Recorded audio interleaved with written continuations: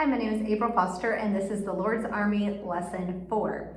All right, so we'll start with the word of prayer, then go into Bible facts and memory work, then our lesson and activities at the end.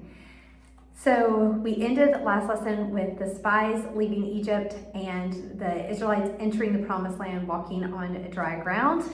Why did God wall up the Jordan River and have the people walk through on dry land? Well, Joshua 4:24 tells us that all the peoples of the earth may know the hand of the Lord, that it is mighty, that you may fear the Lord your God forever.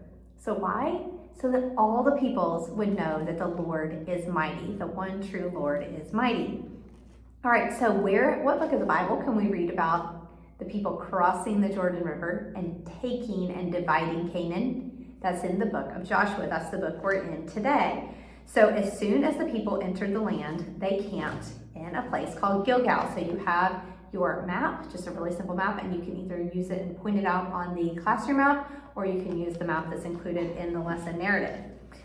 They camped in Gilgal. Now, this was farther away from the city than what is depicted here, but for the sake of a visual aid, you have an encampment outside of the city walls of Jericho that you can reference as an image. And from our last lesson, we can talk about how Joshua is the leader of the people, and you remember Rahab, and she was here in the city of Jericho as well. She was still there. Okay, so the people camped in Gilgal. And what were they supposed to do while they were in Gilgal? They were supposed to observe the Passover. Now, remind me again what the Passover is, and let the kids remind you again about the Passover. And why the Passover was significant specifically at this time was because what had they been eating? They had been eating manna and quail. Well, what did they eat when they partook of the Passover? And that would be a lamb and then unleavened bread as well. All right, so Joshua was the new leader of Israel, and this city, remind me again, it had strong walls, so they're camped outside the city, like our image should suggest, and Joshua's walking around the walled city one day, and he comes upon someone. Now, in our Take Time to Be Holy lesson book, you have the same image, and so hopefully the kids that have recently had that book, they'll remember this image, and you can ask them what was significant about this. So what happened was, again, we'll read in the scripture, Joshua was by Jericho, and a man stood opposite him with his sword drawn, and Joshua said, "Are you for us or our adversaries?" And he said, "No, but as commander of the army of the Lord I've come." And so he was told to take his sandals off his foot because the place he stood was holy ground.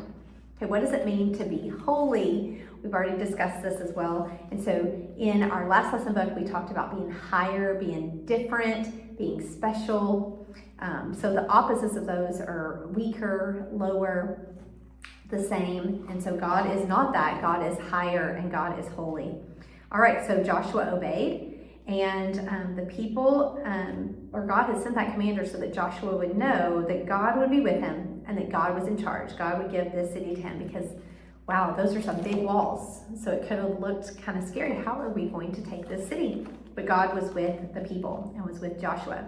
All right, now, Joshua called the priest, and he was told what to do to take the city. So they were to march around the city once a day for 7 days. So you have a visual of that.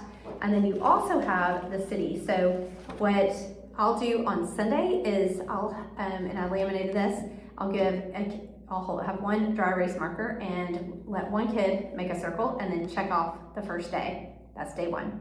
Let another kid do day 2, and maybe pick a different color marker so you can see the different colors, and go again. That's twice they went around the city.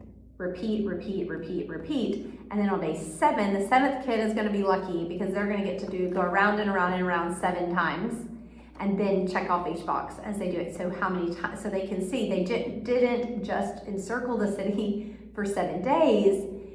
They also did it for 6 plus 7, so 13 total times they walked around the city. All right, so that's just a visual to help them understand how the 7th day was different. Then at the end of the 7th day, the priests were supposed to blow the ram's horn, and I will have a ram's horn in class to show them what that is. And then the people were to shout. Now, that was also different. I'm paraphrasing the lesson, but we'll talk about how the people were supposed to be quiet and not supposed to talk at all the first 6 days, and they weren't supposed to talk at all until the ram's horn blew, and then they were supposed to shout, and that's when the walls fell down, and they said, shout, for the Lord has given you the city. And so that happened, and the walls fell down. Now, the city's destroyed, but do you remember God's promise to Rahab? Rahab remembered, and she hung back silver robe, and she and her family were saved. All right, why? Why was Rahab saved? Because she feared God and she obeyed God. All right, so everything was destroyed except for 4 things. Their silver, their gold, bronze, and iron. And the people, those precious metals were for God, and they were supposed to be set aside and put into the treasury to be used. So God promised to take care of Joshua and help in other battles, and then which we'll learn about more soon as well. All right, now getting into the activity. So you have that same circular activity that's printed on a children's worksheet. And so in this, the difference would be is you would give each child a pink marker and they would walk around one time. Each child a orange marker, they would walk around, or make a circle around the city one time. And you'll do that each time and then repeat it on the 7th day, 7 times around. And they could take this home with them.